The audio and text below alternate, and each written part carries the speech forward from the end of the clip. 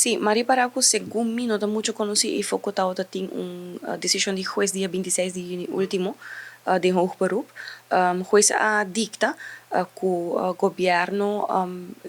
werksters não por causa de onderwijspersoneel, passou na nota docente,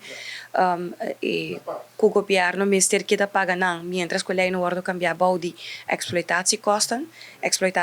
tá gasto não operacional, e no mesmo momento, o juez dicta também que o governo não está responsável para fazer o câmbio de dia para outro, sem doen overgangsperiode. Juez doen na governo para tuma overweging e consideração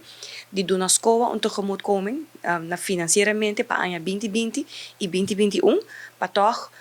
mitigar a consequência financeira que não tem para motivo de decisão que agora tomar de dia para outro do governo. Cuesta considera que a decisão agora tomar irresponsavelmente de forma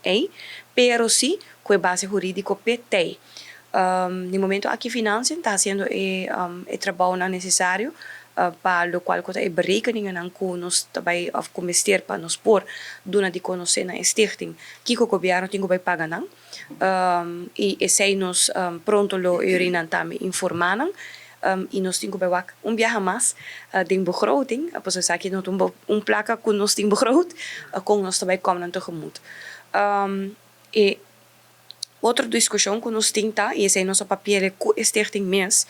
é o futuro de werksters também. Hecho tá com palei não tem que dar cai de exploitatiekosten,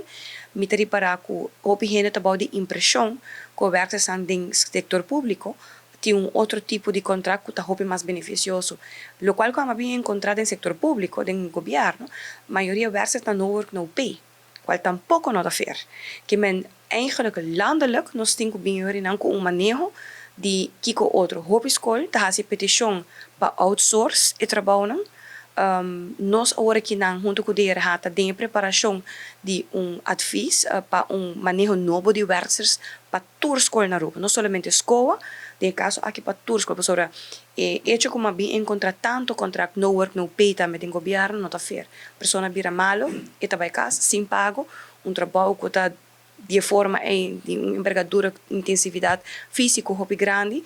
me te quero que nós fazemos ajuste na manejo completo e de caso aqui overweegt se não parcialmente quizás bota quita alguma responsabilidade de werksters e põe de mão externo ou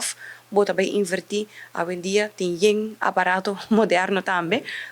então o hotel então essa robot então usa hoje em dia para fazer flor limpe nós temos que começar a pensar o aqui que nós por fazer que direção nós trabalhamos.